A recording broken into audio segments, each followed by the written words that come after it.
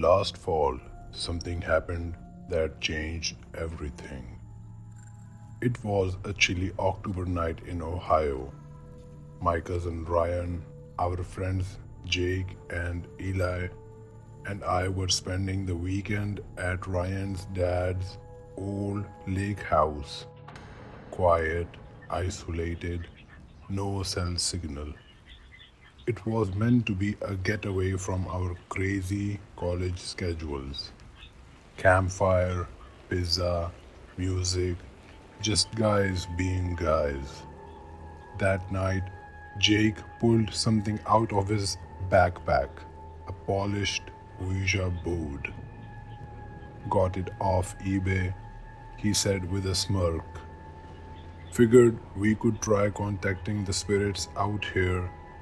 I mean, if they're anywhere, it's this creepy cabin. Ryan was hesitant.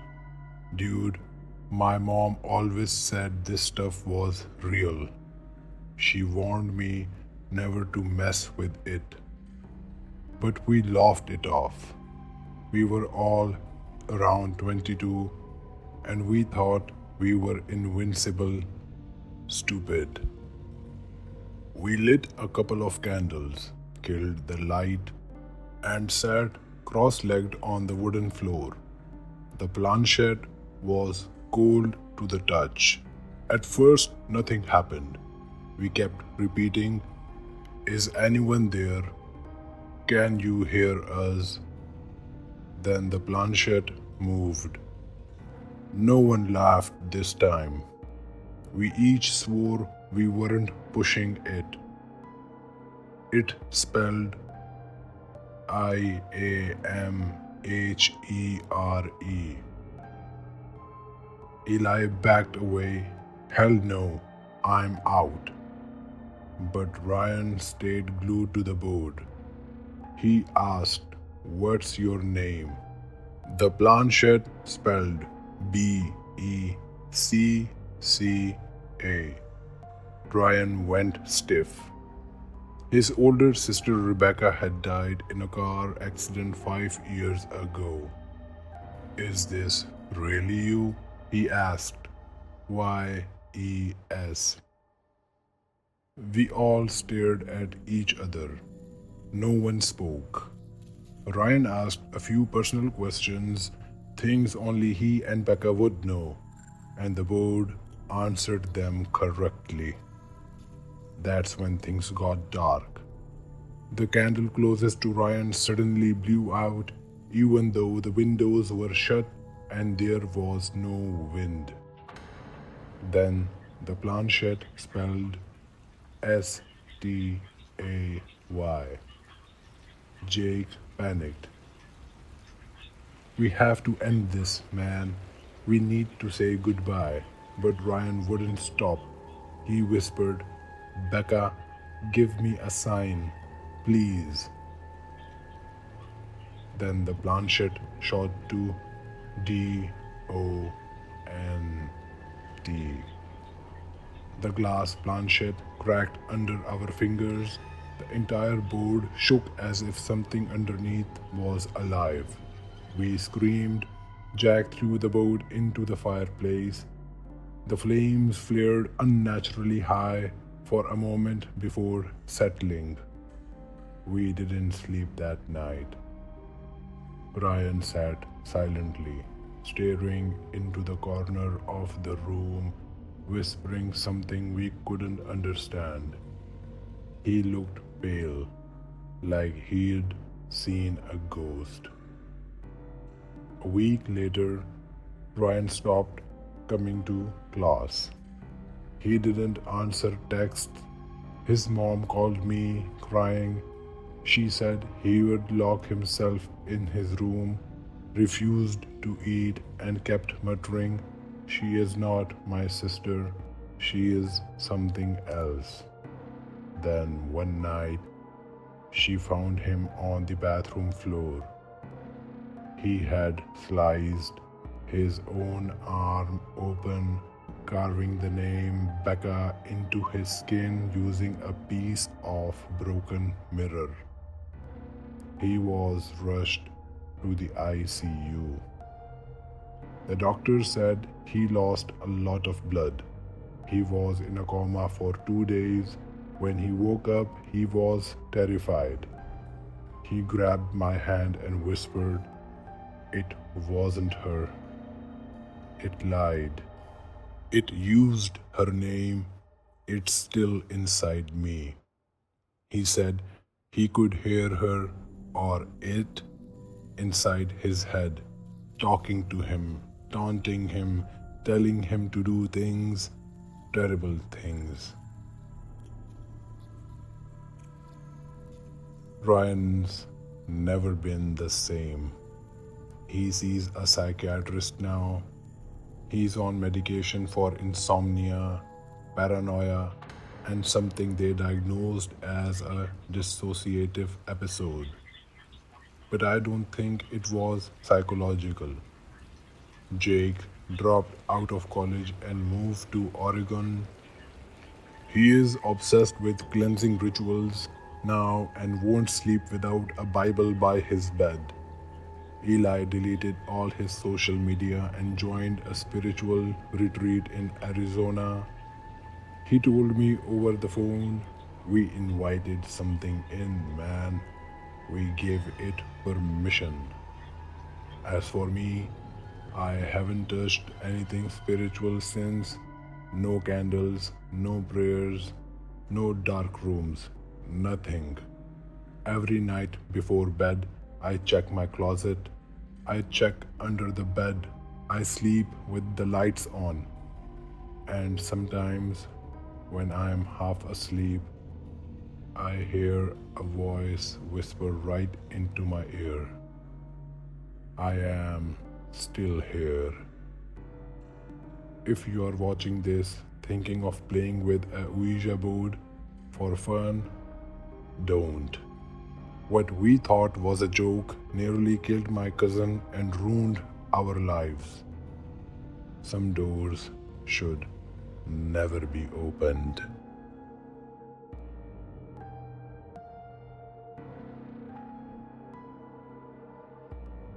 My name is Tyler. I haven't shared this story with anyone until now. It happened 6 years ago, but the memory still claws at the back of my mind. I don't sleep well. I don't trust mirrors anymore. And after what happened, I know there is something on the other side of the glass. This began when my best friend, Matt, died. He was 24. We'd been inseparable since middle school. Then one night in December, he was found dead in his apartment, hanging in the basement. The police said it was suicide. I didn't believe it. He wasn't depressed. He'd just landed a new job. He was even texting me the night before about going hiking. I couldn't shake the feeling something else happened. Something wrong, something evil. After the funeral, Matt's parents asked me to help pack up his things. I agreed. I went to the house alone, an old Victorian style home Matt had inherited from his grandfather. It always creeped me out. Narrow halls, creaky floors, drafty windows that whistled at night. But the basement was worse. That's where Matt was found. That's where I had to go. I descended the wooden stairs with a flashlight. The light bulb overhead had burned out. The air was thick, cold. It smelled of mildew and something metallic, maybe blood, maybe old pipes.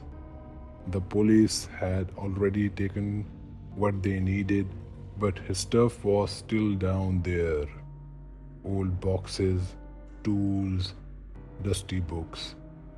And in the corner, something new. A mirror.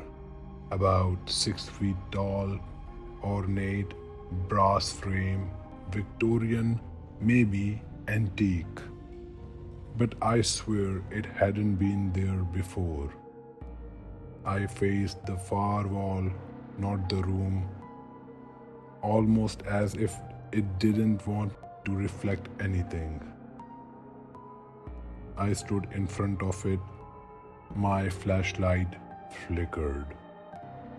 I saw myself, but not exactly.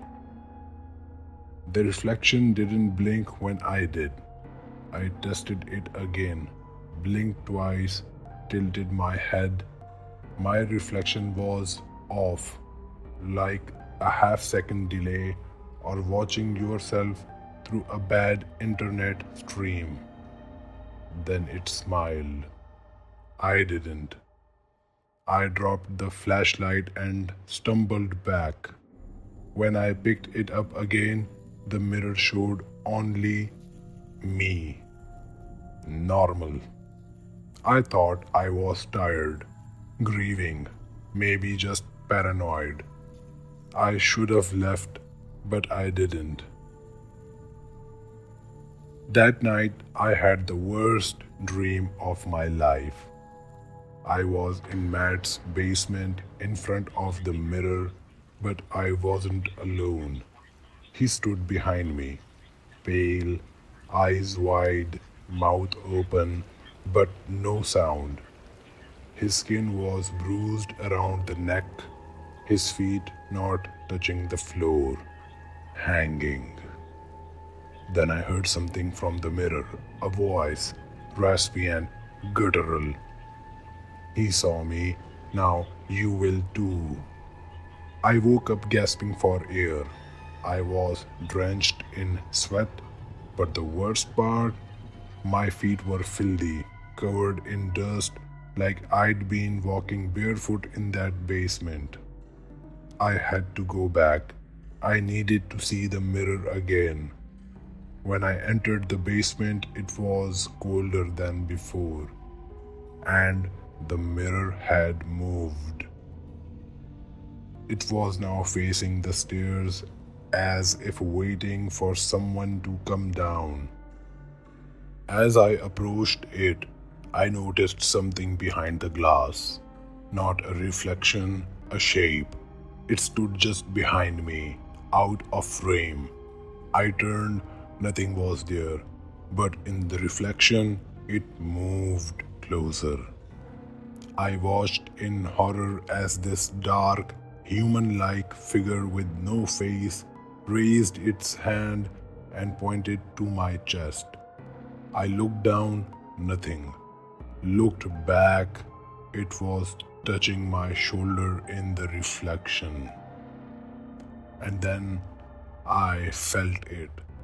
A sharp pain like nails digging into me. I screamed and fell back. When I got up, the mirror was cracked in a thin vertical line right where the thing had touched me. I ran. I didn't even close the basement door. I started researching the mirror. Matt had bought it from an estate sale 2 weeks before he died. The same house had a history. Multiple suicides, unexplained disappearances, a woman who had gouged out her own eyes in front of a mirror, claiming it watches me. It wasn't just a mirror, it was a window, or worse, a door. Something lives behind it, something that mimics, learns, waits. Matt saw it. It drove him to take his own life. Now I have seen it, and since then I've seen it in other mirrors too, briefly. In hotel bathrooms, in rear view mirrors, in store displays, and every time it's closer. 3 weeks ago, I smashed every mirror in my apartment. But at night, I still hear it whispering. Last week, I found a mirror shard under my pillow, even though I burned them all. I think it's already here. I think it's waiting for me to finally break. Or worse, to trade places.